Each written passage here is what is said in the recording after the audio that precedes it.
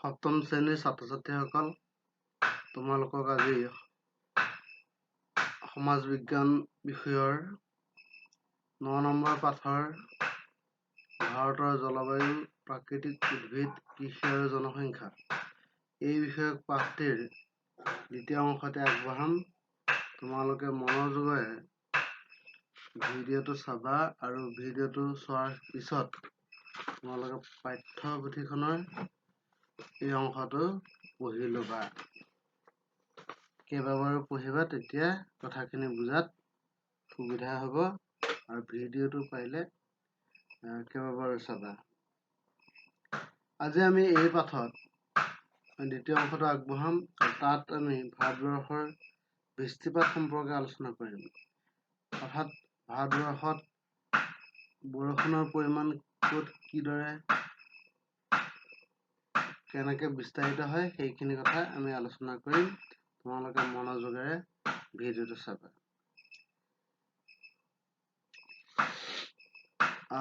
তোমালোকক 84 পৃষ্ঠাটোত ভাৰতবৰ্ষৰ বৃষ্টিপাত সম্পৰ্কে এটা কথা কৈছে যে এই বৃষ্টিপাতৰ পৰিমাণৰ ভিত্তিত স্বীকৃতি দিয়া ধৰণে ভাৰতবৰ্ষত কেইটামান বৃষ্টিপাত অঞ্চলত ভাগ কৰিব পৰা যায়। অৰ্থাৎ আমি এই পৃষ্ঠাটোত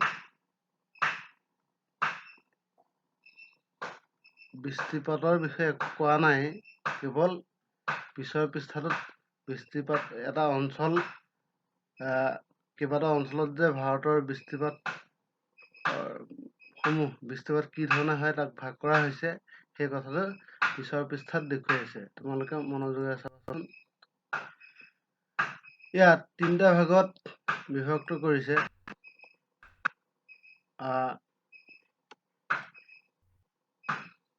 পৰিমাণৰ ভিত্তিত বৃষ্টিপাত অঞ্চল পৰিমাণৰ ভিত্তিত কেনেকুৱা ধৰণৰ হয়।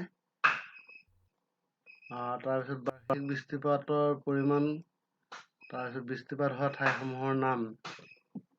তোমালোকে মন কৰা যে অত্যাধিক বৃষ্টিপাত হোৱা অঞ্চল,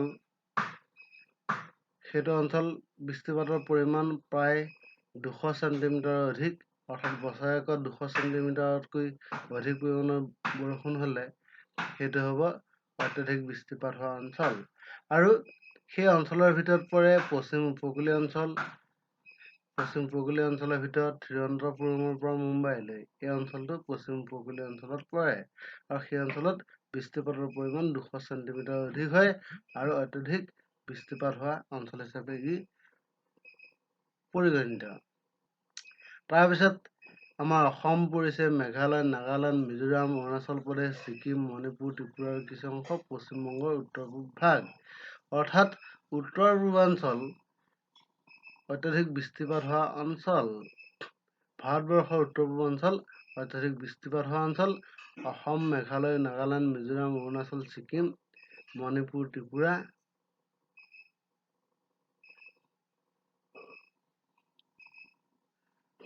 আমাৰ উত্তৰ ভাৰতৰ আটাইকেইখন অঞ্চল আছে আৰু লগত আছে পশ্চিমবংগৰ উত্তৰ পূব ভাগ। মানে অসমৰ ফালে যি অংশ আছে সেই অংশটো প্ৰবল বৃষ্টিপাত হয়। বেছি বৃষ্টিপাত হোৱা অঞ্চল, অৰ্থাৎ ইয়াত এই অঞ্চলত বৃষ্টিপাতৰ পৰিমাণ অত্যাধিক বৃষ্টিপাততকৈ কম। সেইটো হৈছে এই বৃষ্টিপাতৰ পৰিমাণ 100 চেণ্টিমিটাৰৰ পৰা 200 চেণ্টিমিটাৰৰ ভিতৰত। আৰু এই 100 পৰা 200 চেণ্টিমিটাৰৰ ভিতৰত থকা অঞ্চলসমূহ হৈছে পশ্চিম ঘাট পৰ্বতৰ পূব অংশ, উত্তৰ ভাৰতৰ সমভূমি অংশ, উৰিষ্যা, মধ্যপ্ৰদেশ, উত্তৰ প্ৰদেশ, তামিলনাডু, জম্মু কাশ্মীৰ, হিমাচল প্ৰদেশ ইত্যাদি। আৰু সেইটো কেতিয়া হয় আমি পাইছোঁ কৰ্কটক্ৰান্তিৰ সময়ত, নহয়নে?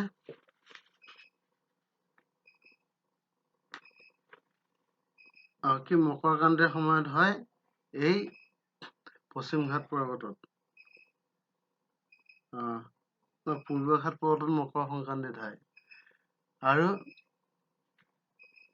এই অঞ্চলটোত কি হয়, বেছি বৃষ্টিপাত হোৱা অঞ্চল, গতিকে ইয়াত অত্যাধিক বৃষ্টিপাততকৈ ইয়াত পৰিমাণ অকণমান কম, 100 পৰা 200ৰ ভিতৰত, আৰু অত্যাধিক বৃষ্টিপাত অঞ্চলত 200 চেণ্টিমিটাৰতকৈ অধিক।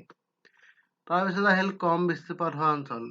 বৃষ্টিপাতৰ পৰিমাণ 50ৰ পৰা 100 চেণ্টিমিটাৰৰ ভিতৰত। এই অঞ্চলবিলাকৰ ভিতৰত গুজৰাট, মহাৰাষ্ট্ৰ, মধ্যপ্ৰদেশ, কৰ্ণাটক, ৰাজস্থানৰ পূবৰ অংশ, মধ্যপ্ৰদেশৰ পশ্চিম অংশ, পাঞ্জাৱ, হাৰিয়ানা, উত্তৰ প্ৰদেশৰ অংশ বিশেষ। এয়া হৈছে কম বৃষ্টিপাত হোৱা অঞ্চল আৰু ইয়াত 50ৰ পৰা 100 চেণ্টিমিটাৰ বৰষুণ হয়। অতি বৃষ্টিপাত হোৱা অঞ্চল। বৃষ্টিপাতৰ পৰিমাণ 50 চেণ্টিমিটাৰৰ ভিতৰত।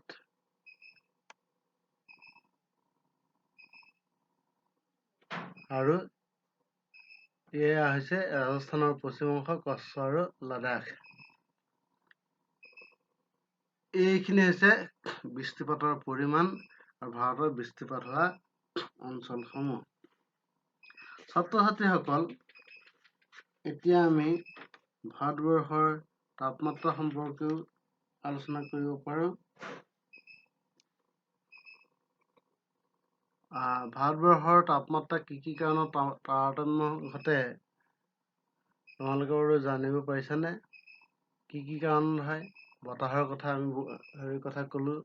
আমি আগতে পাইছোঁ যে ভাৰতবৰ্ষত উত্তৰ-পূব মৌচুমী বতাহ বয়, দক্ষিণ-পশ্চিম মৌচুমী বতাহ বয়। তাৰো এটা কাৰণ আছে, সূৰ্যৰ উত্তাপটো ইয়াত কি ধৰণে পৰে, বিষুৱ ৰেখাৰ ওচৰত ইয়াৰ বিষুৱ ৰেখাৰ পৰা ইয়াৰ ভাৰতবৰ্ষৰ দূৰত্ব, ঠাইখনৰ উচ্চতা, কোন ঠাইত কিমান উচ্চতাত আছে, এইবিলাক কাৰকৰ ওপৰত নিৰ্ভৰ কৰি ভাৰতৰ যিকোনো এখন ঠাইৰ তাপমাত্ৰা কম বেছি হয়। গতিকে এইবিলাকেই কাৰণ। নৱেম্বৰৰ পৰা ভাৰতবৰ্ষৰ স্থানসমূহত তাপমাত্ৰা হ্ৰাস হ'বলৈ ধৰে। নৱেম্বৰৰ পৰা মাৰ্চ মাহলৈ এই সময়ত গংগাৰ উপত্যকা অঞ্চলত তাপমাত্ৰা আন অঞ্চলতকৈ তুলনামূলকভাৱে হ্ৰাস পায়। দক্ষিণ ভাৰতৰ স্থানসমূহত উত্তৰ ভাৰতৰ তুলনাত এই সময়ত তাপমাত্ৰা কিছু অধিক হৈ থাকে। অৰ্থাৎ দক্ষিণ ভাৰতত উত্তৰ ভাৰততকৈ তাপমাত্ৰা বেছি। মাৰ্চৰ পৰা জুন মাহলৈ এই সময়ছোৱাত গোটেই ভাৰততে তাপমাত্ৰা বৃদ্ধি পায়। ৰাজস্থানৰ পশ্চিম অঞ্চলত তাপমাত্ৰা দেশৰ ভিতৰত সৰ্বাধিক হয় আৰু ইয়াতে মৰুভূমি এখন আছে বুলি তোমালোকে জানাই ইতিমধ্যে। উত্তৰ ভাৰতৰ ঠাইবোৰৰ তুলনাত দক্ষিণ ভাৰতৰ তাপমাত্ৰা অধিক হয়। জুনৰ পৰা ছেপ্টেম্বৰ মাহৰ মাজভাগলৈ মৌচুমী বতাহৰ প্ৰভাৱত প্ৰচুৰ পৰিমাণে বৃষ্টিপাত হয়। ইয়াৰ ফলত ভাৰতৰ বিভিন্ন অঞ্চলত তাপমাত্ৰা কমি আহে, উৎকট গৰম কিছু পৰিমাণে প্ৰশমিত হয়। ছেপ্টেম্বৰৰ মাজভাগৰ পৰা নৱেম্বৰ মাহৰ সময়ছোৱাত ভাৰতৰ ওপৰত সূৰ্যৰ ৰশ্মি হেলনীয়া হৈ পৰে। ইয়াৰ ফলত তাপমাত্ৰা হ্ৰাস হৈ জলবায়ু আৰামদায়ক হৈ উঠে। এইকাৰণে ভাৰতবৰ্ষৰ এই সময়খিনি ভাগ কৰি পেলাই এই তাপমাত্ৰাৰ ওপৰত নিৰ্ভৰ কৰি আৰু বৰষুণৰ ওপৰত নিৰ্ভৰ কৰি ভাৰতৰ এই সময়খিনি 4টা প্ৰধান ঋতুত ভাগ কৰা হৈছে। নৱেম্বৰৰ পৰা মাৰ্চলৈ শীতকাল, মাৰ্চৰ পৰা জুনলৈ গ্ৰীষ্মকাল, জুনৰ পৰা ছেপ্টেম্বৰ মাহৰ মাজভাগলৈ বৰ্ষাকাল, ছেপ্টেম্বৰৰ মাজভাগৰ পৰা নৱেম্বৰ মাহলৈ শৰৎকাল। অৰ্থাৎ আৰু কেইদিনমানৰ পিছত আমাৰ বৰ্ষাকালৰ অন্ত পৰিব, গ্ৰীষ্মকালৰ আৰম্ভণি হ'ব। অৰ্থাৎ শৰৎকালৰ আৰম্ভণি হ'ব।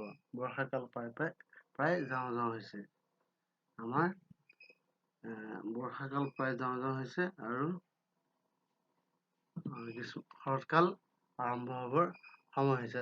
ছাত্ৰ-ছাত্ৰীসকল, তোমালোকে এই কথাখিনি আজি ভিডিঅ'টোত জানিলা যে ভাৰতবৰ্ষত যি বৃষ্টিপাত হয়, সেই বৃষ্টিপাত হোৱা অঞ্চলসমূহ বৃষ্টিপাতৰ পৰিমাণ অনুযায়ী ভাগ কৰা হৈছে 3টা ভাগত: বেছি বৃষ্টিপাত হোৱা অঞ্চল, কম বৃষ্টিপাত হোৱা অঞ্চল আৰু অতি কম বৃষ্টিপাত হোৱা অঞ্চল।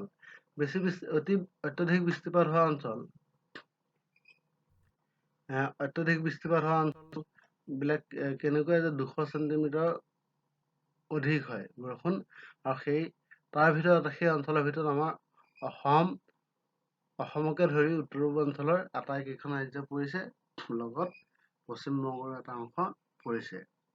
তাৰপিছত বেছি বৃষ্টিপাত হোৱা অঞ্চল আছে, তাত 200 চেণ্টিমিটাৰতকৈ বেছি নহয়, কিন্তু 100ৰ অধিক হয়। 100ৰ পৰা 200ৰ ভিতৰত তাত 100ৰ পৰা 200 চেণ্টিমিটাৰৰ ভিতৰত তাত বৰষুণ হয়। তাৰপিছত আহিল কম বৃষ্টিপাত হোৱা